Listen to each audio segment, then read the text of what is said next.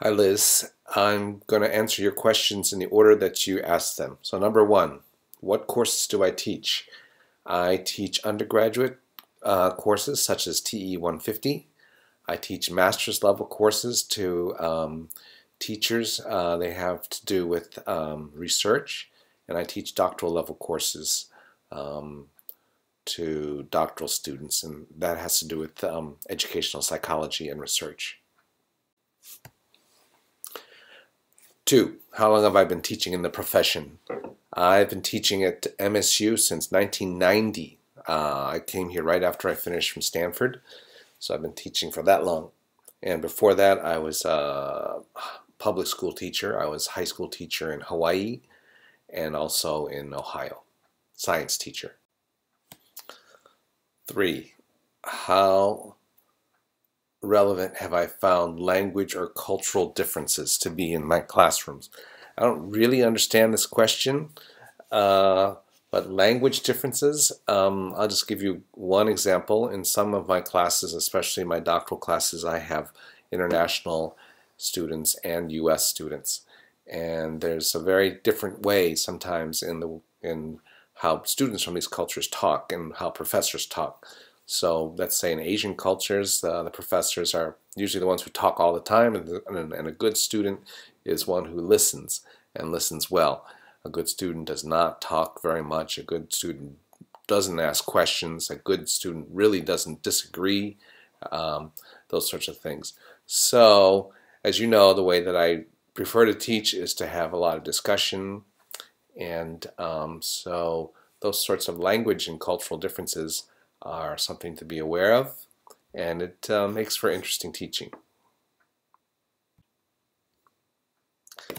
How have I changed my approach over the years to encourage a literate classroom?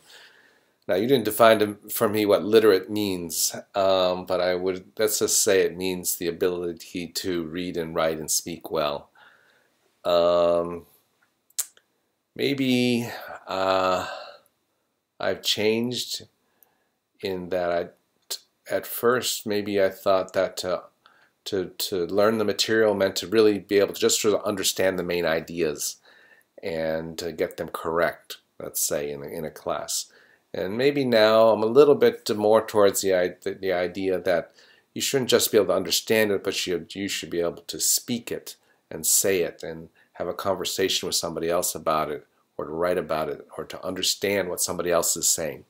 So it's moving from just knowing it in your head to being able to use it as part of your dialogue or language with somebody else. Have I ever taught at any other institutions? Well, I taught high school in Ohio.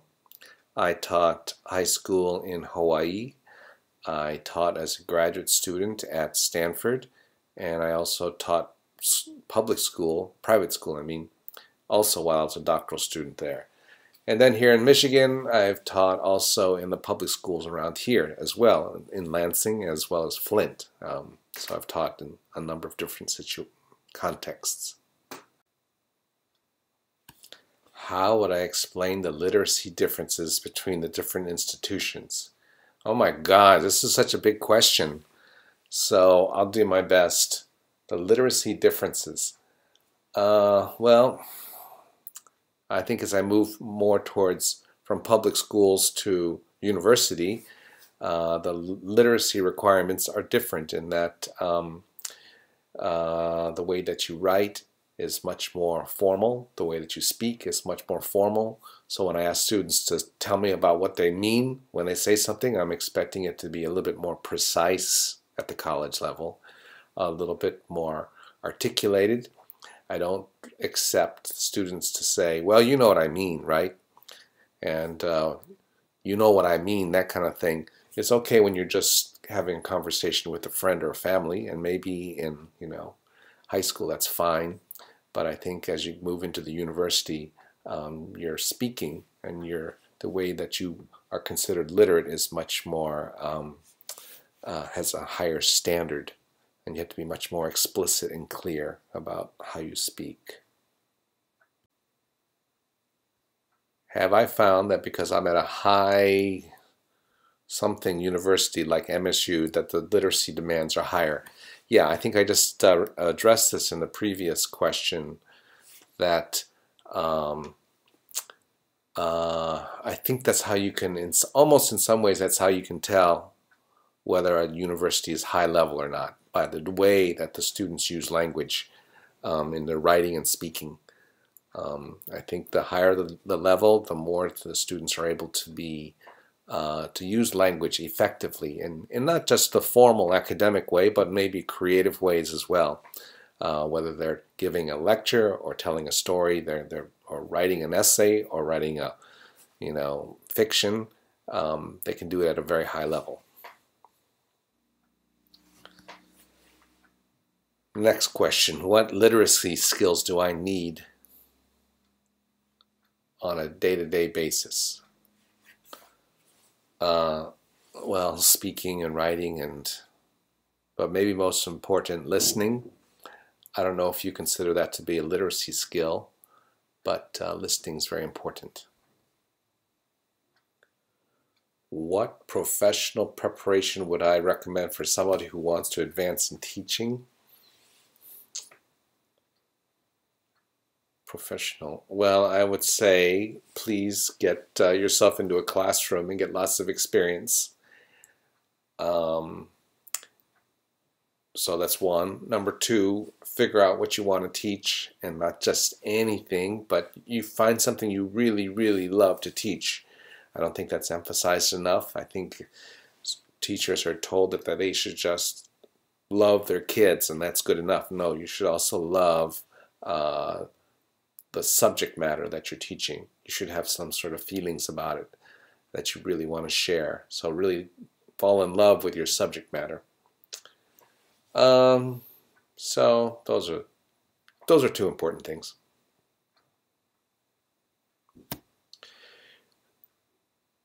Well, there's lots of professional journals, and you can find them depending on your different whether you are elementary or high school or middle school, whether you are a science teacher or special ed teacher or language arts teacher. There's professional journals that you can find, and you should be able to find them easily on your own. And I think as a good teacher, or someone who wants to be a teacher, you should be reading those, and it shouldn't be too much of a chore. You should feel a desire in yourself, maybe a small one at this point, but some desire to want to learn more. So hopefully you will find yourself collecting interesting articles, websites and things like that, and spending some time reading. Maybe at first you have to be kind of disciplined and force yourself to do that, but that's definitely something you should be doing. Have I ever mentored a student teacher? Yes. When I was at Stanford, I worked in their teacher education program. And when I was here, I worked in the teacher education program. And part of that means to go out and to observe their teaching and to help them and to help them learn. I have never been a cooperating teacher. In other words, been in the school and I've had a student teacher assigned to me. I haven't done that. I have had teaching assistants that I've worked with at MSU, but that's a little bit different. What attributes make for an outstanding young teacher? I think a certain level of energy and a spirit and a desire to do their best. I think someone who doesn't get too easily discouraged, somebody who has an open mind and willing to take feedback, and that's not easy at all to take feedback. Somebody who's critical of themselves, but not too critical. Those are some of the attributes.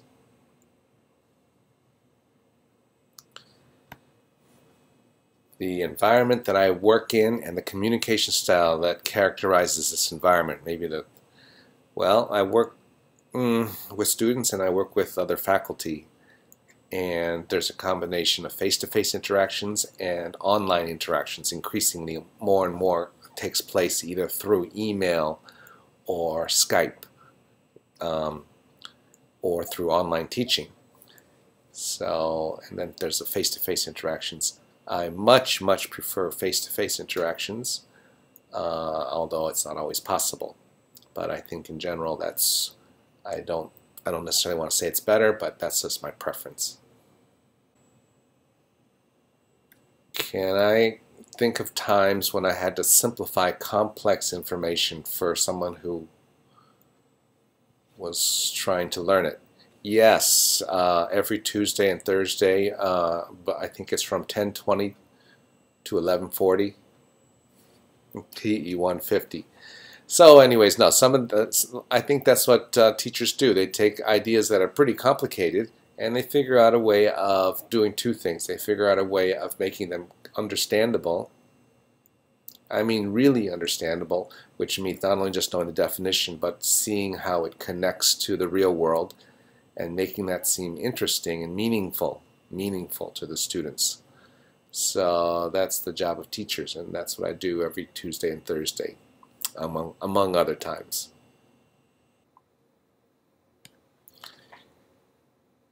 If community college becomes more accessible,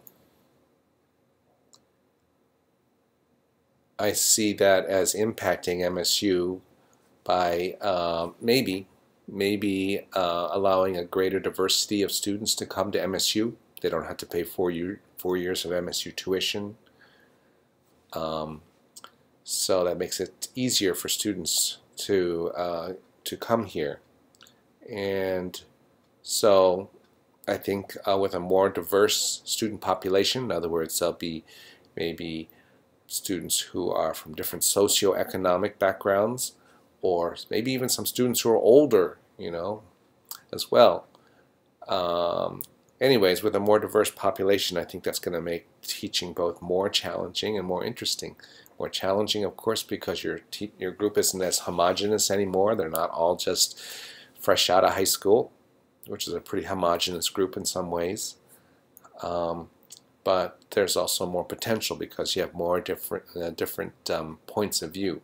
It's very challenging, I think, to make those points of view come out and make them something worthwhile and educational for everybody. But that's what I see.